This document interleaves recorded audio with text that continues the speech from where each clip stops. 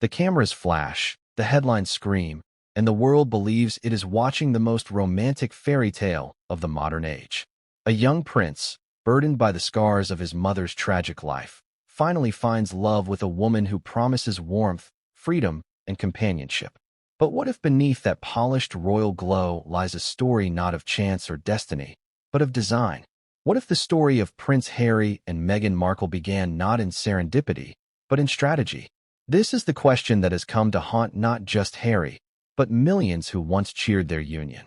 And at the center of this storm is Trevor Engelson, Meghan's former husband, a man whose words have cracked open the fantasy and replaced it with a controversy that may never go away. The introduction to this story demands more than a passing glance, because it is not about a fleeting rumor. It is about the collision of love, power, ambition, and betrayal, where private confessions and public spectacles intertwine. Imagine being Harry, someone who spent his life trapped between duty and rebellion, longing for genuine affection, only to be told years into his marriage that the woman who promised him unconditional love may have charted her course toward him long before they ever met. Would it feel like destiny or deceit? Would you rage, or would you justify it as ambition in a world where ambition is often celebrated? These are the questions that form the heartbeat of this expose. Before we continue, please hit the like button, subscribe to the channel, and turn on the notification bell for updates. To understand why Harry's confrontation with Meghan over Trevor's claims hits so hard, we must first trace the foundations of the myth that has surrounded their relationship. From the start, Meghan's image was carefully constructed, the outsider who swept in and modernized a dusty, outdated monarchy. The narrative was intoxicating. An actress from Hollywood, biracial, divorced, and fiercely independent, marrying a prince who once swore he would never be trapped in a loveless royal cage. It was a love story too perfect for magazines to resist. But perfection always comes with shadows, and Trevor Engelson's account tore at those shadows until cracks appeared for everyone to see. Trevor knew Meghan before the gowns, before the tiaras, before the lavish weddings and palaces. He knew her in the grind of auditions, in the long days of hustling for roles, in the quiet conversations when dreams were spoken without filters. According to those close to him, Meghan was never shy about her ambition. She didn't just want success, she wanted significance. And in her world, there was no stage larger than royalty. Trevor's claim that Meghan openly discussed the idea of marrying into high-profile circles, even royalty, shook Harry to his core. Because it suggested that their story was not a spontaneous romance, but a calculated climb. The middle of this introduction takes us to the moment when these whispers began to resurface in the public eye. Harry, already deeply protective of Meghan and wounded by relentless media attacks, was blindsided. Trevor's words echoed through the press and social media, reigniting doubts that had quietly lingered in corners of the palace. Harry's life had always been defined by betrayal, paparazzi chasing his mother to her death, insiders leaking his secrets, friends who sold stories to tabloids. To hear that his wife, the woman he defended against his own family, might have approached their relationship with an agenda was devastating. It wasn't just about Meghan's ambition, it was about Harry's vulnerability. He had wanted love stripped of duty, stripped of manipulation. But instead, he found himself questioning whether he had been ensnared by the very thing he feared most. But let us pause here and reflect on why this matters beyond the royals themselves. Ambition is not inherently evil. Who among us hasn't dreamed of a better life, of rising above circumstances, of seizing opportunities? Yet when ambition enters the realm of personal relationships, when love becomes entangled with strategy, the line between authenticity and manipulation blurs. Did Meghan simply do what many ambitious people do, aligning herself with opportunities? Or did she play a game so ruthless that it jeopardized the trust of the man she married? That tension between empathy and suspicion is what keeps this story alive. As this introduction builds toward its end, the emotional weight shifts. Picture Harry, furious, pacing, confronting Meghan with Trevor's words. His voice is not just filled with anger, it is filled with fear. Fear that he has been duped. Fear that he has built his future on a foundation of half-truths. Fear that the woman he sacrificed his royal duties for may not have chosen him for who he was, but for what he represented. And picture Meghan, equally determined, defending herself, insisting that ambition and love can coexist, that her feelings for him were real, even if her dreams were larger than life. It is a clash not just of two people, but of two worldviews, one demanding purity of love, the other insisting that ambition need not taint affection. The conclusion of this introduction does not give away answers. Instead, it leaves us standing in the same uncertainty that grips Harry himself. Was Meghan's marriage to Harry a calculated step toward the crown? Or was it love complicated by ambition, as all human relationships are complicated by flaws and desires? Trevor's words may have lit the match, but it is Harry and Meghan's struggle that fuels the fire. This video will peel back those layers, exposing the emotions, the evidence, and the consequences that continue to ripple across the royal family and the world. And so, as we step into the heart of this story, we are not just spectators of royal drama. We are witnesses to the timeless conflict between love and ambition, trust and betrayal, fairy tale and reality. Stay with this story, because what follows will not only change how you see Harry and Meghan, it will challenge how you see the very idea of love in the public eye. Not with royal splendor, but with the modest beginnings of a young woman in Los Angeles who grew up far from the marble corridors of Buckingham Palace. Meghan Markle's story before she met Harry is one of determination, resilience, and calculated persistence. She was born into a world where the odds were not necessarily stacked in her favor, yet she carved a path with ambition as her compass. For many, this is admirable, a tale of grit and persistence. But when you peel back the layers, you begin to see patterns in her behavior that suggest something more deliberate than mere ambition. You see a woman who was determined to rise, no matter what it took, and perhaps even no matter whom she left behind along the way. Growing up in a middle-class household, Meghan was taught the value of hard work, but she also became acutely aware of the differences between those who had power and those who didn't. Her father worked in Hollywood as a lighting director, which gave her early glimpses into the entertainment industry. She saw firsthand how fame could change lives and how connections could open doors that would otherwise stay locked. From a young age, Meghan was strategic, carefully navigating her way into situations that would benefit her. Friends recall that she wasn't simply content with small opportunities. She was always looking for what could lead to something bigger. If someone could introduce her to an influential person, Meghan was quick to seize that chance. It wasn't opportunism in the crudest sense. It was more refined, more subtle, like a chess player thinking several moves ahead. Her college years at Northwestern University only deepened this awareness. Studying communications and theater, Meghan wasn't simply honing her craft, she was building a network.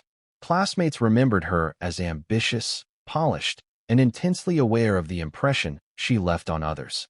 She cultivated relationships, carried herself with poise, and was constantly scanning for the next rung on the ladder. This wasn't a woman who believed in waiting for luck to strike. This was someone who intended to bend luck to her will. It's important to understand this mindset, because it sets the stage for everything that followed. Meghan's early life is not the story of a dreamer swept by chance into greatness, but of someone who always kept her eyes on the horizon, searching for the higher ground. Her Hollywood career became both a launching pad and a lesson in reality. The industry was unforgiving, full of rejection and broken promises. Meghan faced long stretches of obscurity, but she also found ways to navigate the difficult terrain. She landed small roles on shows like General Hospital, CSI, and Deal or No Deal, where she appeared as one of the briefcase models. To many, these roles might have felt like setbacks, but Meghan used them as stepping stones. Each job was an opportunity to meet people, to be seen, to make connections that could pay off later. This kind of persistence is often celebrated, but it also reveals a hunger that goes beyond ordinary ambition. Meghan wasn't just looking to act. She was looking to become someone whose name carried weight. During this period, Meghan began mingling with people who moved in more powerful social circles. Hollywood is full of events where actors, producers, business moguls, and even politicians cross paths, and Meghan made sure she was there. She wasn't flashy or reckless about it. She played the long game, charming those she met, presenting herself as intelligent, cultured, and socially aware. Some who knew her at the time said she seemed to carry an invisible checklist, marking off opportunities that could lead her closer to her ultimate goal. Even in her lifestyle blog, The Tig, Meghan presented herself as a woman who had a taste for refinement, wine, travel, literature, traits that subtly aligned her image with sophistication and even aristocratic flair. It was as though she was shaping her persona into one that would fit seamlessly into elite company, should the opportunity arise. Then came her marriage to Trevor Engelson. To the outside world, this looked like the culmination of a Hollywood romance, an actress marrying a successful producer. But even here, the dynamic was layered. Trevor gave Meghan stability, connections, and an insider's view of how power operated behind the camera. The marriage seemed happy at first, but cracks began to show, and some insiders claimed Trevor sensed that Meghan was always looking for something more. She wanted influence that went beyond the film industry, and she wasn't afraid to voice her big dreams. According to those who knew her during that time, she sometimes mused about bigger futures, of marrying someone who wasn't just successful, but iconic. Trevor may not have fully understood the depth of those ambitions until much later, but the seeds were already there. Their relationship, while real, also revealed Meghan's restless search for something greater than Hollywood could provide. What makes this period of Meghan's life so crucial is that it demonstrates a pattern that would later explode into controversy. Her actions, her words, and even her social branding suggested someone who was not just reacting to life, but actively molding it toward a grand design. This wasn't about small wins. This was about positioning herself in places where her path could intersect with power, prestige, and legacy. In retrospect, it becomes easier to see why Trevor's later claims carried such weight. If Meghan had spoken openly about her ambition to marry into high-profile circles, then her entire history leading up to Harry takes on a new light. It no longer looks like random chance, but like the logical outcome of a deliberate strategy. For Harry, learning about this side of Meghan's past would have been devastating. He was a man who had always been skeptical of people's motives, wary of being used because of his title. He knew what it meant to be valued for his status rather than his humanity. To discover that his wife may have been eyeing royalty long before meeting him was not just a blow to his pride. It was a strike against his deepest fears. But in these early years of Meghan's life, long before she wore a tiara or stood on palace steps, the contours of that fear were already being carved. Her relentless ambition, her ability to adapt, her hunger for significance. They were qualities that could lead her into any circle she desired. And eventually, they did. As we close this first chapter, we see Meghan not yet as a duchess or a global figure, but as a woman with her sights set far higher than her circumstances. She wasn't content with fleeting fame or small victories. She wanted something enduring, something that placed her name in history. Whether that was wrong or admirable depends on who tells the story, but one thing is certain. Meghan Markle before the palace was already laying the groundwork for a life far larger than Hollywood. And it is within this context that Trevor Engelson's claims gained their chilling resonance. Because if ambition was always at the center of Meghan's journey, then Harry's love story may not have been as organic as he believed. Into the heart of Meghan's first marriage, the union with Trevor Engelson that would later become both a personal milestone and a public reference point when her life transformed into something no one could have predicted. To understand the tension that would one day erupt between Harry and Meghan after Trevor's revelations, one must go back to the beginning of that relationship, how it formed, how it thrived, how it fractured, and ultimately how it revealed the patterns that still follow Meghan today. Meghan and Trevor's story began in the early 2000s when Meghan was still climbing the steep hills of Hollywood. She was not yet the polished global figure that would command headlines across the world, but she was already someone with ambition radiating from every gesture. Trevor was a Hollywood producer, well-connected in the industry, with a reputation for working on projects that carried weight, if not always critical acclaim. He was not a superstar, but in Meghan's orbit at the time, he represented stability, credibility, and opportunity. The two were introduced through the Hollywood circuit where actresses and producers often collide, and their chemistry was immediate. Those who observed them in those early days said Meghan was charming, witty, and magnetic, qualities that drew Trevor in quickly. He provided not just affection, but also access to circles Meghan had been eyeing for years. Their marriage in 2011 was marked by celebration and optimism. Friends who attended their wedding in Jamaica described it as a carefree affair, with laughter, dancing, and an atmosphere that seemed to suggest this was the beginning of something enduring. Yet even in those moments of celebration, there were undercurrents. Meghan, always aware of how she appeared, carried herself with a sophistication that suggested she was already thinking beyond the life she had. Trevor, though supportive, was often busy with his own career, and some who were close to them noted that Meghan sometimes hinted at desires that stretched further than Trevor's world could provide. She spoke of bigger opportunities, of connections that could change her trajectory, and of futures that seemed to expand beyond the walls of a traditional Hollywood marriage. As Meghan's acting career gained momentum with her role in Suits, the dynamics between her and Trevor began to shift. Suits brought her stability, recognition, and financial independence, and it also placed her in new social circles. Shooting in Toronto meant distance from Trevor, who remained tied to Los Angeles. The geographical separation strained their marriage, but it also gave Meghan space to reinvent herself outside the shadow of Trevor's influence. This independence fueled her confidence, but it also raised questions about whether she still saw Trevor as part of her long-term plan. Friends recall that during this period, Meghan began voicing dissatisfaction more openly, expressing frustrations with the limitations of her relationship and hinting that she had visions for herself that extended well beyond being a producer's wife. Trevor, for his part, began noticing a shift in Meghan's priorities. She became increasingly absorbed in her role, in her public image, and in her growing network of influential contacts. Where once she had leaned on Trevor for support, she now seemed to be stepping out on her own, crafting an identity that didn't rely on him. In private moments, according to accounts from mutual friends, Trevor sensed a distance he couldn't quite bridge. Meghan's ambitions, once charming and inspiring, now seemed to eclipse their shared life. He loved her, but he could no longer ignore the growing impression that her eyes were fixed on a horizon that didn't include him. It is within this period of tension that Trevor's later claim gains credibility. He suggested that Meghan openly spoke about her long-term goals of marrying in a high-profile or even royal circles. At the time, such remarks may have sounded casual, the musings of an ambitious woman who dreamed big. But with the hindsight of her eventual marriage to Prince Harry, those remarks take on a prophetic and unsettling tone. If Meghan truly did speak of marrying royalty, then her marriage to Trevor was not the endgame, but a stepping stone, part of a much larger plan.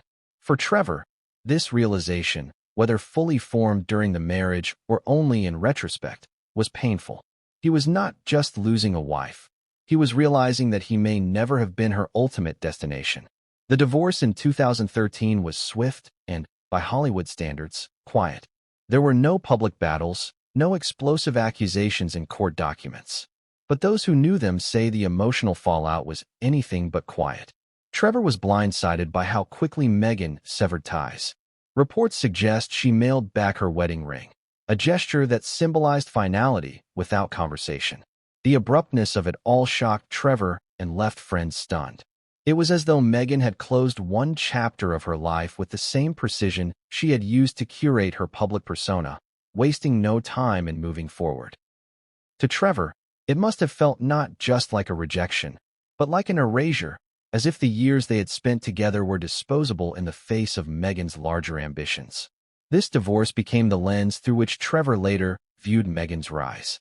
Watching her ascend from actress to duchess, he could not help but recall the comments she had made about bigger futures, about aligning herself with power, about wanting something greater than Hollywood. To him, her trajectory was not a surprise. It was a fulfillment of the ambition she had always harbored. When he finally spoke about it, his words cut deeply into the carefully woven fairy tale that Meghan and Harry presented to the world.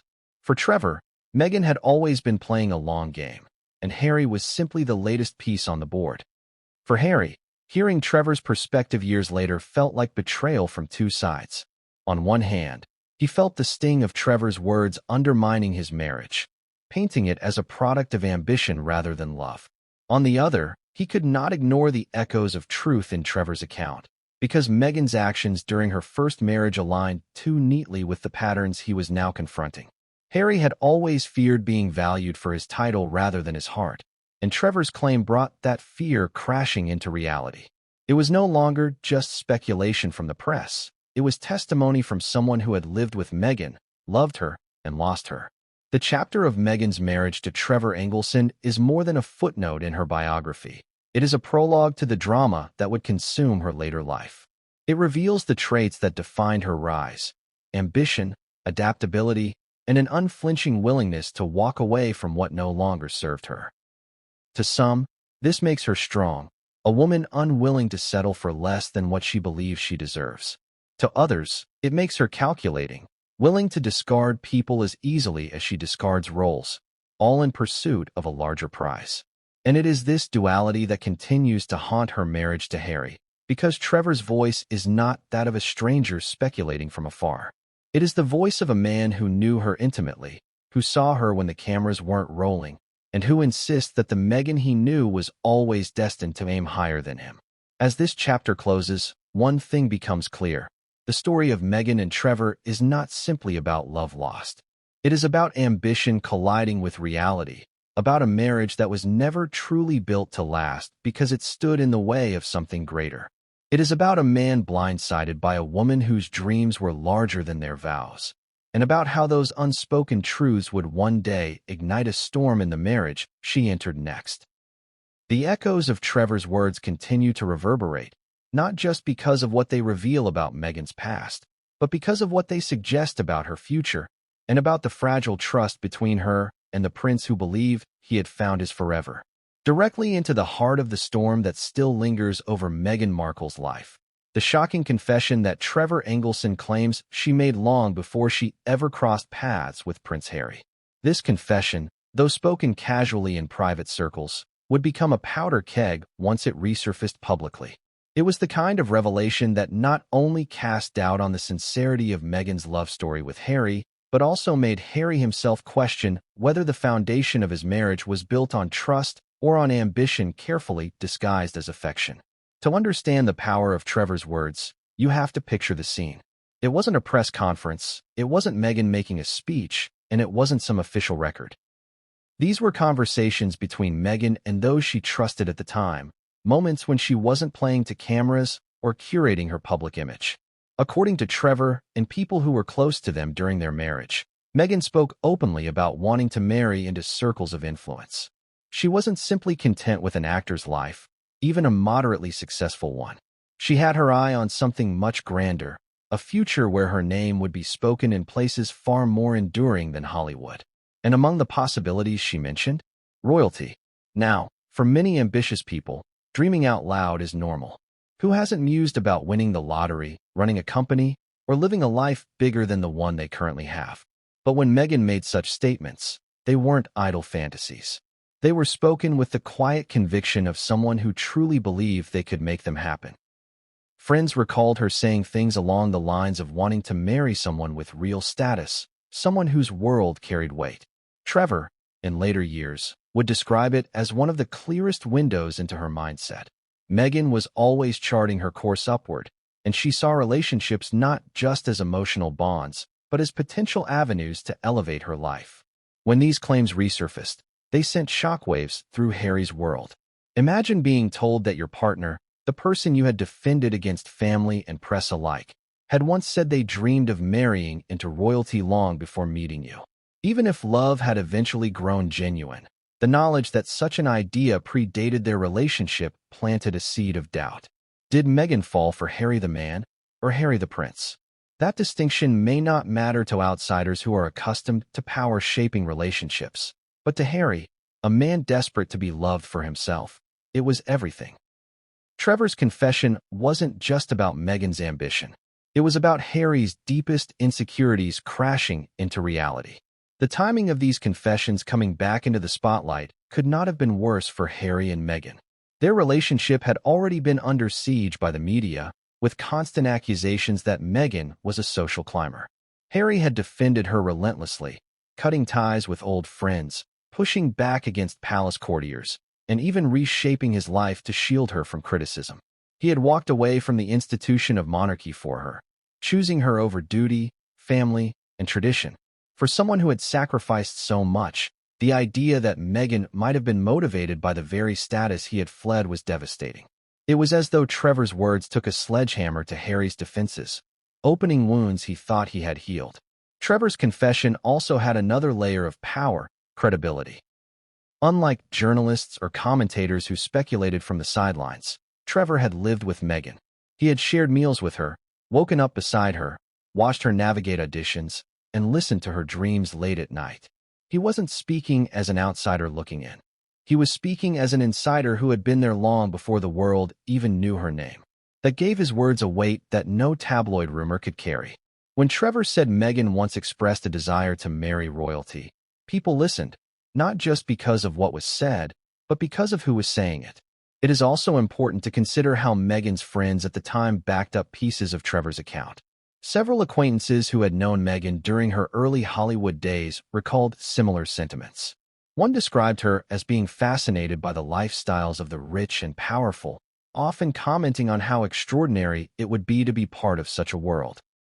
Another recalled her mentioning that she would love to be in circles where her life could make a lasting mark, hinting at royalty or political elites. Whether these remarks were offhand comments or genuine declarations of intent remains debatable, but the fact that multiple people remembered them added layers of believability. Harry, when confronted with these words, found himself in an impossible position. On one hand, he wanted to dismiss them as old chatter, the kind of loose talk that anyone ambitious might engage in before knowing how life would unfold. On the other hand, he could not ignore how neatly they aligned with Meghan's trajectory. She had indeed moved from Hollywood actress to a duchess, and the path that had seemed improbable in her early years had, in fact, become reality. It was as though her words had been prophetic, and Harry couldn't escape the question, had he been chosen not for himself, but for the crown he wore? This chapter also forces us to grapple with a larger human question. When does ambition cross the line into manipulation? If Meghan did express her desire to marry royalty, does that mean her love for Harry was false? Or could it be that her ambition for a grand future and her affection for Harry coexisted, one feeding the other? Many relationships are shaped by practical concerns, status, stability, opportunity. Does acknowledging those factors invalidate the emotional bonds that grow alongside them? These questions aren't unique to Meghan and Harry. They are universal. But when played out on the global stage, with cameras documenting every move and millions of people forming judgments, the stakes become far higher. Trevor's confession, however, did more than sow doubt in Harry's mind. It also reshaped how the public viewed Meghan. To those already critical of her, it confirmed suspicions that she was calculated, a woman who plotted her rise and used Harry as a means to an end. To her defenders, it was a cheap shot from an ex-husband bitter about being left behind. The truth may lie somewhere between, but perception often matters more than reality. And once Trevor's words took hold in the public imagination, they became another weapon in the arsenal of Meghan's detractors. What makes this confession so central to the story is not just what it revealed about Meghan, but what it revealed about Harry. Here was a man who had already lived a lifetime of betrayal, who had struggled to trust those around him, who longed desperately for authentic love. To hear that his wife once spoke of marrying royalty long before him cut to the core of his identity.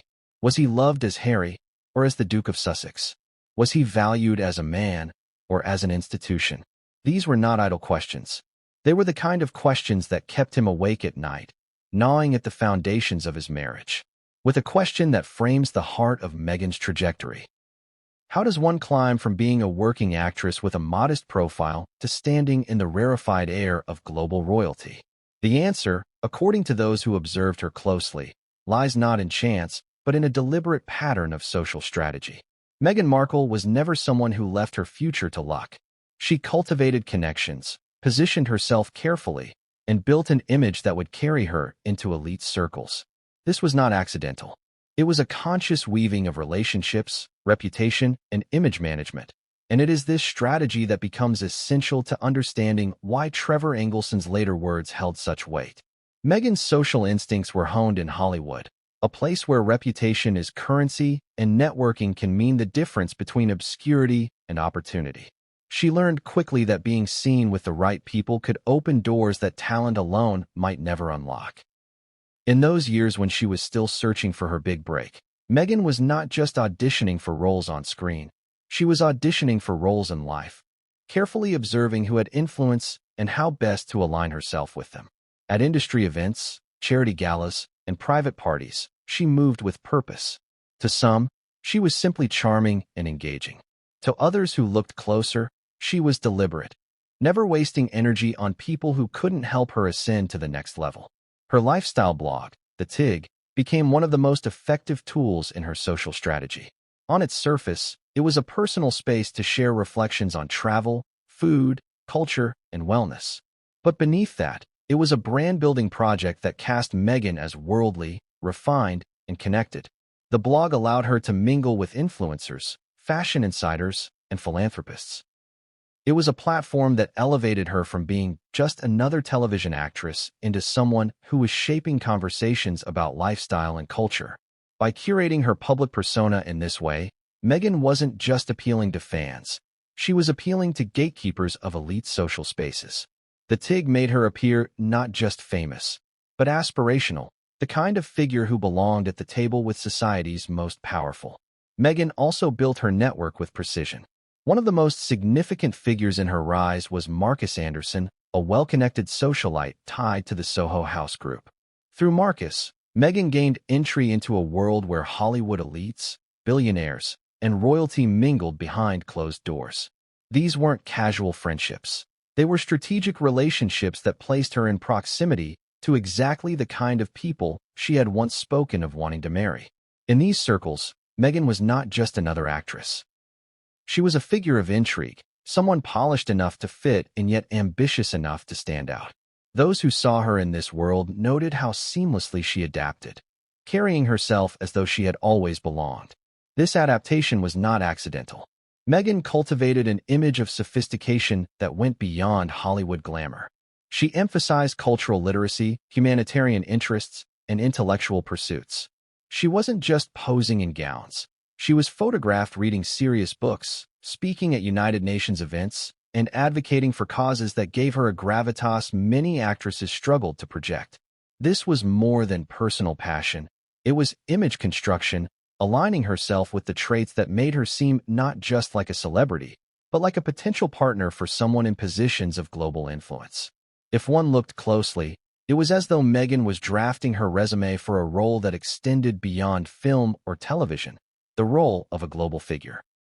As she moved deeper into these circles, Meghan's relationships began to reflect her ambitions. She was seen with business executives, philanthropists, and individuals whose names carried influence beyond Hollywood. Each friendship, each connection, seemed to fit into a larger puzzle. She wasn't reckless with these alliances. Instead, she nurtured them carefully, ensuring that her name was whispered in the right rooms, that she appeared at the right dinners, that she was photographed in ways that elevated her brand. Even her romantic relationships before Harry followed a pattern. Men who were established, influential, or could provide her with access to circles she couldn't otherwise penetrate. None of this was illegal or even unusual, but it painted the portrait of someone who viewed relationships through a dual lens: emotional connection and strategic opportunity. For her critics, this was damning. It seemed to confirm the view that Meghan was less a romantic partner and more a strategist. For her supporters, however, it was evidence of resilience. Why should an ambitious woman be faulted for using her intelligence and charm to advance in a world where men had been doing the same for centuries? This duality is at the heart of the Meghan debate. Is she a manipulative social climber, or is she simply a woman playing the same game the powerful have always played? From Harry's perspective, however, Trevor's words about Meghan's long-term ambitions could not be separated from her social strategy. The way she positioned herself, the way she cultivated networks, the way she seemed to always be looking at the next horizon, all of it fed into the suspicion that when she met him, it wasn't by accident. Even the blind date that introduced them was facilitated by mutual friends from those very elite networks Meghan had worked so hard to access. To Harry, what once seemed like destiny began to feel, under the weight of Trevor's confession, like inevitability. The palace staff who observed Meghan during her early years in the royal family also picked up on this instinct. She carried herself with confidence that suggested she wasn't overwhelmed by the grandeur of royalty, but rather ready for it. She knew how to command a room, how to speak in ways that resonated, how to craft narratives around herself that captivated audiences. These were not traits she learned overnight. They were honed through years of deliberate practice in Hollywood, Toronto, and the social circuits she navigated before meeting Harry. Trevor's words, that Meghan had spoken of such ambitions long ago, now seemed less like a bitter ex-husband's jab and more like the missing piece of a puzzle. And yet, this strategy also raises the larger question of authenticity. Was Meghan's love for Harry diminished by the fact that she had long dreamed of marrying someone like him? Or was it simply the collision of ambition and love, two forces that often intertwine in human relationships? To Meghan's defenders, the fact that she had ambitions did not negate her genuine affection for Harry. To her critics, it made everything she did suspect, as though every gesture of love was calculated rather than sincere. For Harry, caught in the middle, the doubt was corrosive. He wanted to believe in their love story, but the context of Meghan's social strategy made it harder to silence the voices, both inside and outside the palace, that questioned her motives. As this chapter closes, the image of Meghan that emerges is one of a woman who was never content to drift with the tide. She chose her currents carefully, steering herself into spaces that could elevate her life. She was strategic, deliberate, and unflinching in her pursuit of significance. Whether you see that as admirable or manipulative depends on perspective, but one truth remains unshakable. Meghan Markle did not arrive at royalty by accident.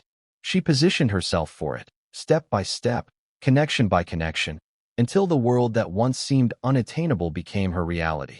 And it is this context that makes Trevor's claims so powerful, because when you trace Meghan's journey, it looks less like a fairy tale written by fate and more like a plan executed with precision. At the moment when Meghan Markle's carefully woven world intersected with Prince Harry's, to most of the public, their meeting appeared like an enchanting twist of fate, two people from opposite sides of the globe brought together by destiny. Yet for those who looked closer, the circumstances surrounding their introduction suggested something less accidental. It was not a random encounter in a cafe or a spontaneous meeting at a mutual event. Their first date was orchestrated, facilitated by the very network Meghan had so carefully nurtured, the elite social circles that bridged the worlds of Hollywood and royalty. To Harry, it was love at first sight. To Meghan, it may have been the moment she had long prepared herself for. The blind date that brought them together in 2016 has often been recounted in glowing terms. A mutual friend introduced them, and from that first evening, Harry described being smitten by Meghan's charm, intelligence, and beauty. Meghan, in her interviews, emphasized how she only wanted to know if Harry was kind. The public was captivated by this story. It sounded simple, wholesome, and organic. But what was less often discussed was how Meghan had already positioned herself in proximity to people who could make such introductions possible. The mutual friend, Marcus Anderson, was not some casual acquaintance. He was deeply tied to the Soho House network, an exclusive hub for celebrities, executives, and influencers. Meghan's friendship with Marcus had already given her access to elite spaces, and it was through those same connections that Harry entered the picture. To the outside world, their meeting was serendipity. To insiders, it looked like inevitability. Prince Harry once represented the dream of breaking free from the rigid traditions of royalty to pursue a life of love and authenticity. His marriage to Meghan Markle was not just a union of two individuals, but a story sold to the world as a modern fairy tale, a symbol of progress, rebellion, and hope against the stale conventions of monarchy. But what happens when the very foundation of that dream cracks? What happens when the prince who gave up everything, his titles, his homeland, his family ties, for love, finds that love betrayed in the cruelest and most intimate way? That is the story unfolding before us now. A tale of loyalty, heartbreak, scandal, and a shocking announcement that has left the world stunned and Harry himself in tears. It is difficult to overstate the cultural weight Harry and Meghan carried when they stepped onto the world stage as a couple. In their wedding, millions watched with awe, believing they were witnessing not just another royal marriage but the rewriting of history. Meghan was hailed as the outsider who would breathe new life into an ancient institution. Harry was the daring prince who refused to follow the rules, choosing his heart over royal duty. Together they promised something new, a vision of love untarnished by politics, an escape from tradition into freedom. And yet, beneath that glamorous surface, rumors whispered of discontent, of secrets behind closed doors, of fractures invisible to the cameras but very real to those who lived inside their world. Before we continue, please hit the like button, subscribe to the channel, and turn on the notification bell for updates. The introduction to this story cannot begin without acknowledging the raw humanity at its core. Betrayal is not a headline, it is a wound. Imagine dedicating your life to one person, standing before the world declaring vows, sacrificing family ties, enduring criticism and ridicule, only to discover that the person you trusted most may not have been faithful. This is where Harry finds himself, and this is why his recent announcement has resonated so deeply, not just because of who he is, but because betrayal is something many can relate to. It is universal, and when it strikes at the level of a prince, it amplifies the pain into spectacle. The beginning of Harry and Meghan's story was filled with idealism. Their courtship seemed lightning fast, yet genuine. Harry often described Meghan as the one who made the stars align. The press devoured the images of them holding hands, of Meghan smiling in royal settings, of Harry protective and devoted. It was framed as a new era of royal love, one untainted by the coldness that plagued so many Windsor marriages. But what is so striking about this scandal is how it undercuts all of that, forcing people to ask whether it was ever real. Was Meghan ever truly invested in the relationship, or was Harry more in love with her than she ever was with him? The middle of this introduction must grapple with the slow unraveling of trust. For those who followed their saga closely, the warning signs were subtle but constant. The couple's decision to leave royal duties was pitched as a joint choice, a shared vision. Yet whispers circulated even then that Harry was the reluctant one, that Meghan pushed harder for Hollywood, for deals, for a life in California far from the traditions of Windsor. Did Harry truly want to leave, or did he simply want to keep Meghan happy at any cost? Sacrifices like these, while romantic in the public eye, can breed resentment in private. And resentment creates cracks, small at first, but wide enough for betrayal to slip through. When Harry reportedly walked in on Meghan with another man, it was not merely the act itself that broke him. It was the realization of everything it represented. The matrimonial bed, sacred to any marriage, is a symbol of trust and intimacy. To find betrayal there is to feel not just unwanted, but ridiculed. It suggests not just infidelity, but a level of carelessness and audacity that cuts deeper than secrecy. For Harry, who had already endured the weight of global criticism, family estrangement, and the constant battle with the press, all in the name of his love for Meghan, the discovery was not just a private heartbreak, but a public humiliation waiting to explode. And so he broke the silence. His announcement was not carefully scripted palace language, nor the sanitized messaging of royal communications. It was raw, emotional, and shocking. He admitted that his marriage had faced a betrayal so severe that it left him in tears. The gravity of such a confession cannot be underestimated. Royals have always protected their private lives at all costs. Affairs, scandals, and betrayals have historically been buried under official denials or simply ignored. But Harry, ever the rebel prince, chose honesty. He chose vulnerability. In doing so, he shattered centuries of royal silence, dragging the darkest parts of his marriage into the light. This introduction must also prepare us for the depth of what is to come. We will explore the public image versus the private reality, the palace whispers versus the Hollywood glare, the media frenzy, and the emotional collapse of a man who once believed he had found his fairy tale ending. We will examine Meghan's motives, Harry's heartbreak, and the ripple effects across the monarchy, Hollywood, and the world at large. Every chapter will peel back another layer, revealing how fragile trust can be, how devastating betrayal is, and how even princes are not spared from the agony of love gone wrong.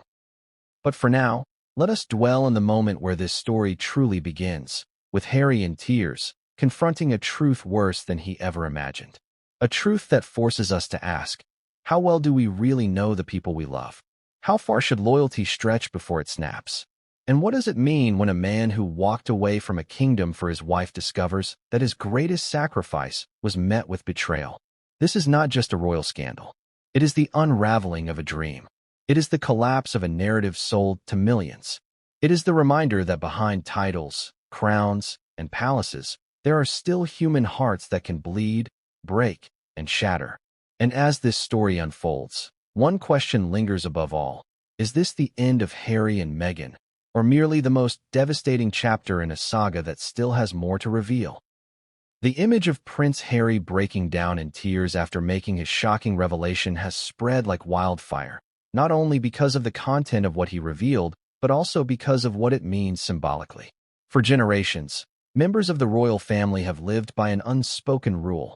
The dirty laundry of Windsor is never aired in public.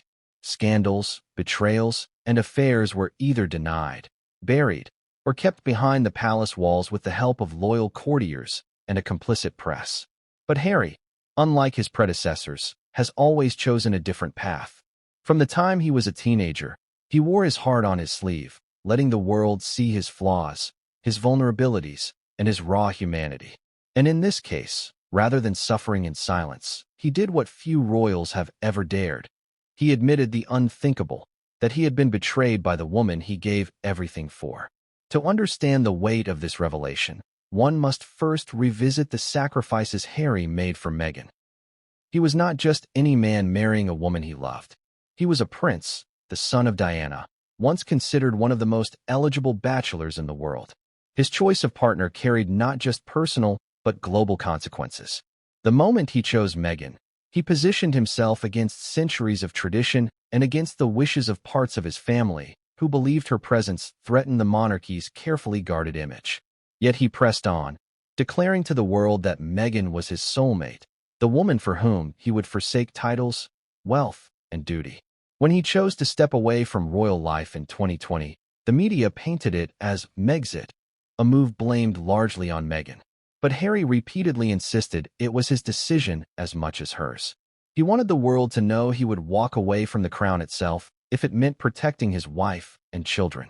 That is what makes the present betrayal so devastating, because betrayal cuts deepest where love runs strongest. There is a bitter irony in the fact that Harry once sought freedom to shield his marriage from the cruelty of the press, only to later find that what destroyed him was not the tabloids, but something within his own home. Trust is the foundation of any relationship, and Harry had extended that trust to Meghan in the most complete way imaginable. He defended her against accusations, distanced himself from his brother William, and even challenged his father the king, all in the name of loyalty to her. The betrayal of intimacy with another man, especially in their shared home, is not just a violation of vows, but a symbolic dismantling of everything Harry staked his life upon. It transformed a story of defiance and romance into one of tragedy and humiliation. The middle of this introduction is where the emotional consequences must be laid bare. Imagine Harry's state of mind in the moments after discovering the alleged betrayal. This is a man who has endured trauma since childhood, from the death of his mother Diana in circumstances that left him suspicious of the very institution he was born into, to a lifetime of being branded the spare, never the heir. Through it all, Meghan had been his escape, his anchor, his reason for believing that love could conquer the burdens of royalty. To have that anchor shattered would not just cause heartbreak, but would unravel his sense of self. When he wept openly in describing what happened, it was not simply the tears of a husband betrayed. It was the collapse of a man who realized that even after escaping the institution that haunted him, he could not escape betrayal in his personal life. But this is more than a personal matter. Because Harry is not just a private man, but a public figure, the revelation has political, social, and cultural implications. The monarchy itself has been rattled by the scandal. For years, royal supporters accused Meghan of being manipulative, ambitious, or self-serving, while her defenders insisted she was a victim of racism, classism, and cruelty from the palace and press. Now, with Harry's confession, the debate has reignited with even greater ferocity. Was Meghan ever truly committed to the marriage? Was Harry blinded by love, manipulated into sacrificing everything? Or is this betrayal a symptom of deeper marital struggles, the kind that even ordinary couples face, but magnified by wealth, fame, and pressure? These questions now dominate discussions in tabloids, newsrooms, and living rooms alike. It is also worth reflecting on how this scandal compares with past royal betrayals. Charles and Diana's marriage disintegrated under the weight of infidelity, most famously with Camilla Parker Bowles, now Queen Consort. That story stained the monarchy for decades and reshaped the public's perception of love and loyalty among royals. Harry grew up in the shadow of that betrayal, watching his mother's pain and humiliation play out in front of the world. For him to now find himself reliving a similar cycle, but as the betrayed rather than the witness, is almost poetic in its cruelty. History seems to have repeated itself, but this time with Harry as the tragic protagonist. It raises the question, are the Windsors doomed to repeat the same patterns of betrayal and heartbreak, generation after generation? By the end of this introduction, one thing is clear. This is not just gossip. This is a seismic shift in the narrative of Harry and Meghan's relationship. The prince who once stood tall as a rebel against tradition is now on his knees, weeping from betrayal. The Duchess, who was hailed as a modern Cinderella, is now cast as the alleged villain in a story that has captured global attention. The tears, the announcement, the scandal. It all serves as a reminder that love, no matter how powerful, can be fragile, and trust, once broken, may never be repaired. And yet, even as the dust settles on Harry's revelation, the story is far from over. The announcement has raised more questions than it answered. Who was the man Meghan was allegedly intimate with? Was this a one-time mistake or part of a longer pattern? How will the royal family respond? And how will Hollywood, Meghan's adopted world, treat her after such exposure? Most importantly, what will Harry do now that the very foundation of his sacrifices has been pulled out from beneath him? This introduction closes on a cliffhanger, because that is the essence of this narrative. We have only scratched the surface of a story that will unfold in chapters of heartbreak, analysis, and scandal. The perfect fairy tale has shattered, leaving shards sharp enough to wound not only the couple, but also the monarchy and the millions who once believed in their story. Harry's tears mark both an ending and a beginning. An ending to the illusion of perfection, and a beginning to a painful, messy truth the world is about to witness.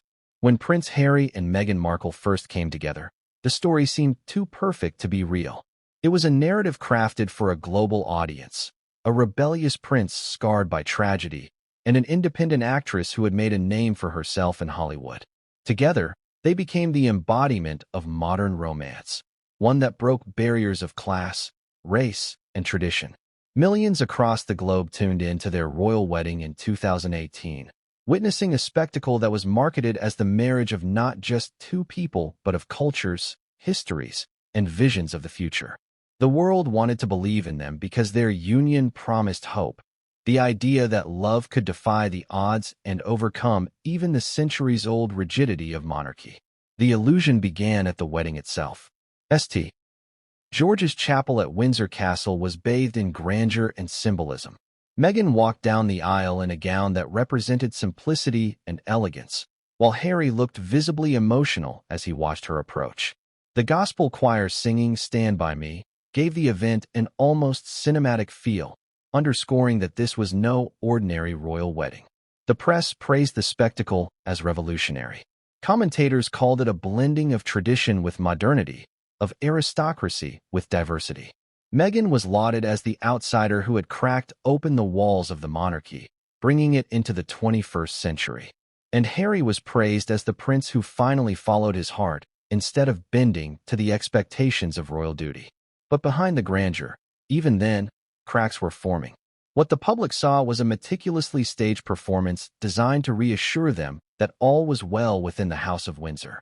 What they did not see were the whispers of discontent already swirling. Royal insiders muttered about tensions between Meghan and palace staff, about arguments behind the scenes over protocol and behavior. William and Catherine were reportedly skeptical of the speed of Harry's relationship, urging him to slow down, to think carefully before marrying. Harry, however, was swept up in the whirlwind of love and defiance. The illusion of perfection was already beginning, not because the couple was flawless, but because Harry wanted to believe so desperately that they were. In those early days, Harry often spoke of Meghan as the woman who had changed his life. In interviews, he described her as his rock, the person who gave him peace after years of inner turmoil. Meghan, in turn, portrayed herself as a woman who had found her fairy tale. Together, they charmed audiences with their openness and physical displays of affection. Unlike William and Catherine, who embodied restraint and duty, Harry and Meghan appeared unafraid of intimacy, holding hands and gazing at each other with what seemed like unfiltered passion. For many viewers, these gestures became proof that their marriage was built on something genuine, something unlike the cold arrangements of royal tradition. The illusion was powerful because it tapped into something people longed for. Audiences were tired of royal marriages that were loveless, political, or transactional. They wanted to see love conquer duty, to see a prince finally prioritize happiness over the crown. Harry and Meghan gave them that, or at least the image of it.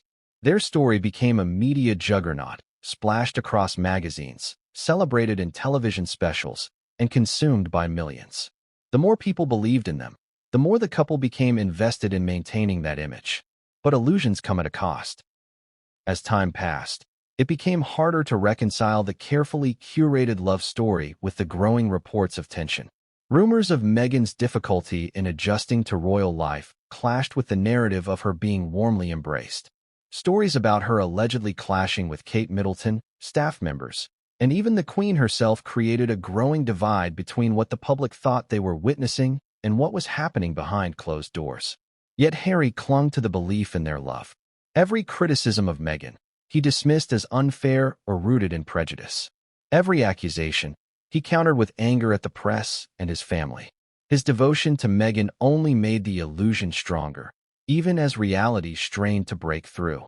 The middle of this chapter exposes how the media's narrative of the fairy tale began to shift under the weight of scandal.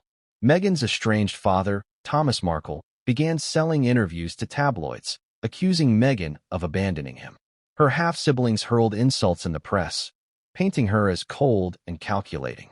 These stories were messy, emotional, and painful, but they also reinforced the idea that Meghan was capable of cutting off people when they no longer served her narrative.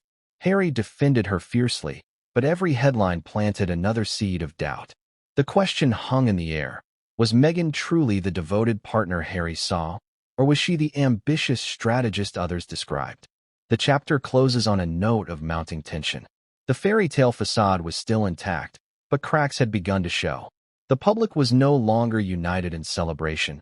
They were divided, suspicious, and hungry for answers. For Harry, this period was both the most intoxicating and the most vulnerable of his life.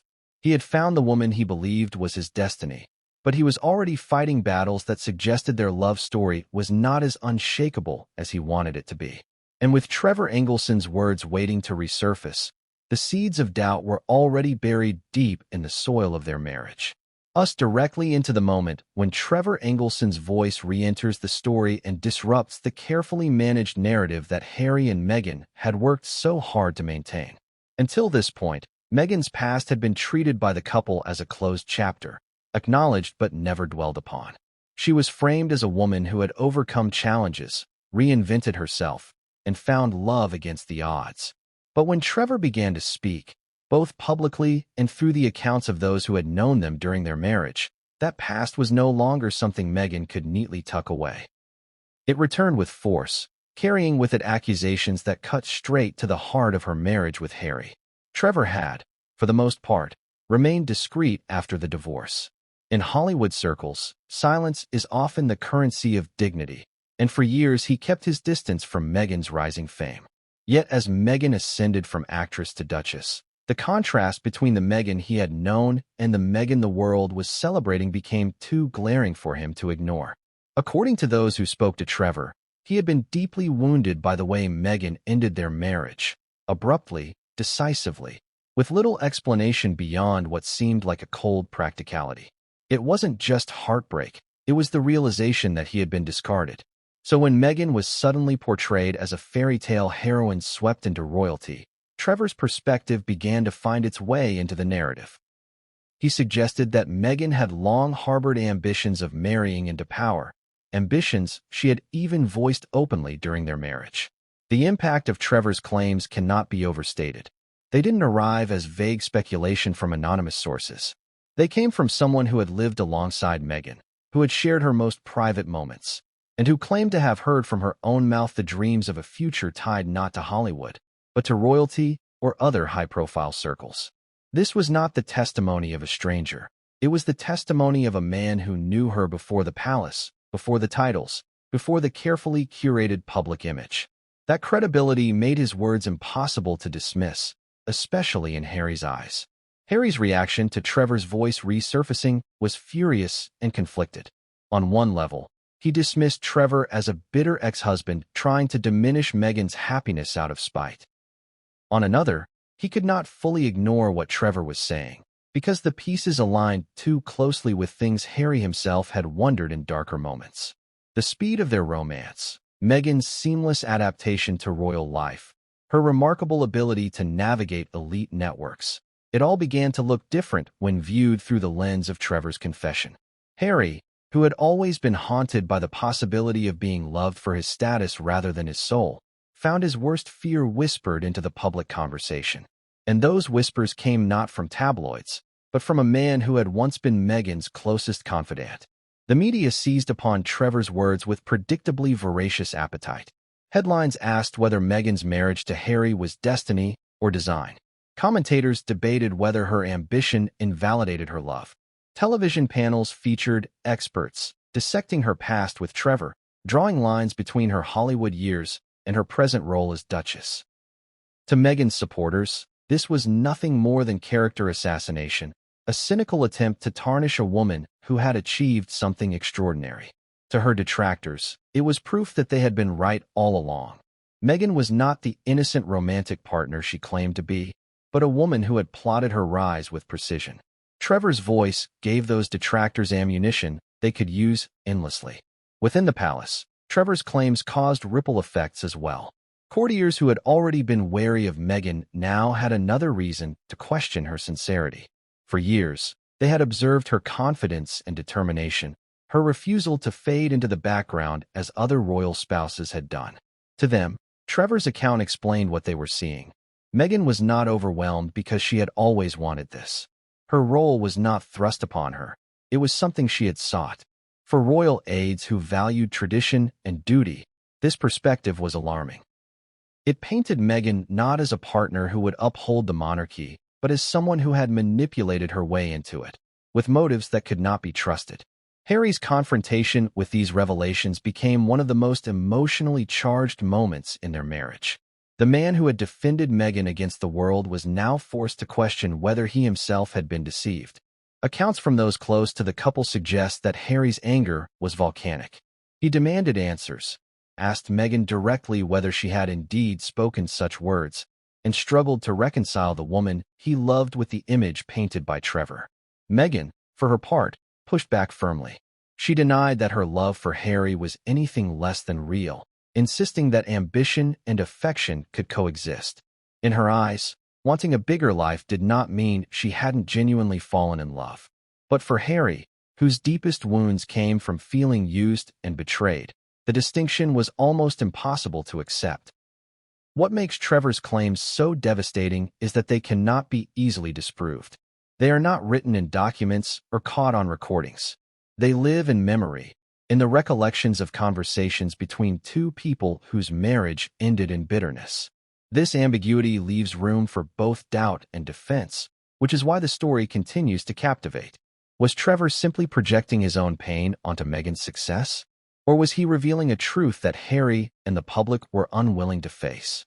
That uncertainty ensures the controversy will never fully fade. The larger public debate sparked by Trevor's words also reveals something deeper about society's view of ambition, particularly in women. When men marry for status, wealth, or opportunity, it is often overlooked or even celebrated. But when a woman is accused of the same, it is framed as manipulation, deceit, or social climbing. Meghan's case exposed this double standard in stark relief.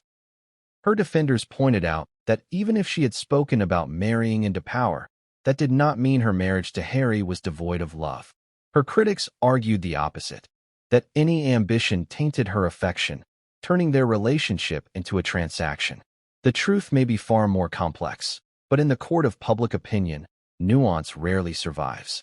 Trevor's voice, however, carried weight not just because of what it said about Meghan, but because of what it revealed about Harry. Here was a man who had sacrificed his royal duties, alienated himself from his family, and endured relentless public scrutiny from Meghan. To be confronted with the possibility that he was not chosen for who he was, but for what he represented, was a wound deeper than any tabloid attack. It struck at the core of his identity, forcing him to question the story he had built his life around. Whether Meghan's love was genuine or not, Trevor's words ensured that Harry would never again be able to silence the question, "Why me?" Chapter 8 marks the emotional breaking point in this unfolding drama, the moment when Prince Harry, weighed down by whispers and Trevor Engelson's resurfaced words, could no longer contain his anger. The fury that had simmered quietly in his chest finally erupted in a direct confrontation with Meghan, a confrontation that was as much about his fears and scars as it was about her past. For a man who had built his entire adult life around defending Meghan against the world, to suddenly question her motives was devastating. And for Meghan, to be accused by the one person whose love she relied upon as her anchor was equally shattering. This was not a tabloid headline anymore. It was the private war of a marriage under siege. The confrontation did not come out of nowhere. Tension had been mounting for weeks as Harry grew increasingly restless. He had tried to dismiss Trevor's claims, had told himself that Meghan's past comments, if true, were meaningless in the face of their present. But doubt gnawed at him, quiet at first, then louder each time he caught sight of an old headline. Each time he overheard a remark from a palace insider. Each time he remembered his mother's fate and the betrayals of those closest to her. He began replaying their early encounters in his mind, searching for clues. Had Meghan known more about him before their blind date than she admitted? Was her seamless adaptation to royal life really just confidence, or was it rehearsal paying off? Each question pushed him closer to the edge until finally, he could no longer keep the storm inside. When Harry confronted Meghan, it was not a calm discussion, it was an explosion. Accounts from those close to the couple suggest his voice was raised, his words laced with both anger and desperation. He asked her outright whether she had ever spoken of marrying royalty long before she met him. He pressed her on Trevor's claims, demanding to know if she had used him, if their marriage had been just another step in a carefully plotted climb. The weight of his words was not just in the accusations themselves, but in the raw emotion behind them. This was not a prince interrogating his wife. This was a man terrified that the love he had clung to was a lie. Meghan's reaction was equally fierce. She denied that her love for Harry was anything less than real, pushing back against his accusations with sharp words of her own. To her, Trevor's claims were not only false, but malicious, the bitter outbursts of a man whose ego had been bruised by her success. She reminded Harry of everything they had endured together, the press attacks, the palace resistance, the sacrifices they had both made to build a life on their own terms. Was that not proof of her devotion? Was that not enough to silence these doubts? For Meghan, Harry's willingness to entertain Trevor's words felt like a betrayal, as though he was choosing to believe her past over their present. The emotional fallout from this confrontation was profound. Harry, for all his anger, was not angry at Meghan alone.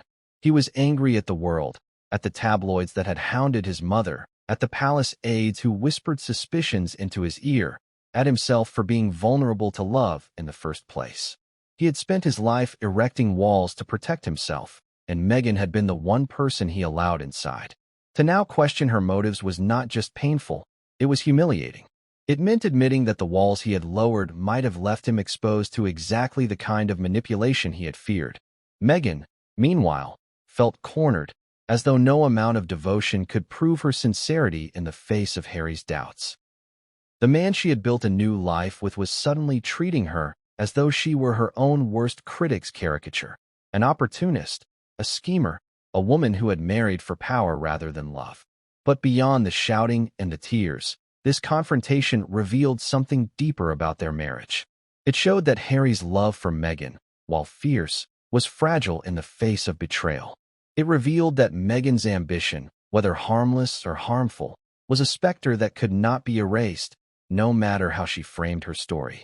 And it highlighted the tragic truth that love, even when powerful, can buckle under the weight of suspicion. The confrontation was not just about Meghan's past. It was about Harry's inability to reconcile his longing for unconditional love with the possibility that ambition had been part of the equation from the start.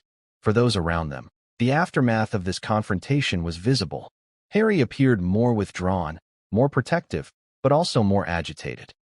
Meghan doubled down on projecting strength, presenting a united front in public even as cracks deepened in private. To outsiders, the couple still looked like the embodiment of love and solidarity, but those closest to them sensed the strain. Every public appearance became a performance layered over private tension. Every handhold, every smile, every carefully chosen word seemed designed not just to convince the public, but to convince themselves that their love story was unshakable. The larger implications of this confrontation reverberated beyond their marriage. Within the royal family, whispers of the argument fueled skepticism about Meghan's place in the monarchy. Courtiers who had doubted her sincerity now saw Harry's fury as validation of their suspicions. To them, if Harry himself was questioning Meghan's motives, then the fears they had harbored all along were justified. In the press, the story fed into narratives that painted Meghan as calculating, fueling the divide between her defenders and detractors. To supporters, the confrontation was further proof of the toxic environment Harry and Meghan faced, an environment so relentless that even Harry's trust was being poisoned. To critics, it was evidence that Trevor had been right all along. But for Harry and Meghan themselves, the confrontation marked a turning point. The innocence of their romance was gone, replaced by a harsher reality in which love had to compete with ambition, suspicion, and public judgment. The fairy tale was fractured, and even though they continued forward together, the shadow of Trevor's words lingered like a ghost in their marriage. Harry's fury may have subsided, but the doubt never fully left. Meghan's defenses may have stood firm, but the sting of being accused by the man she loved most could not be forgotten. The scars of that night stayed with them, shaping every decision they made afterward. As Chapter 8 closes, the image of their marriage is no longer the polished fairy tale the world first celebrated.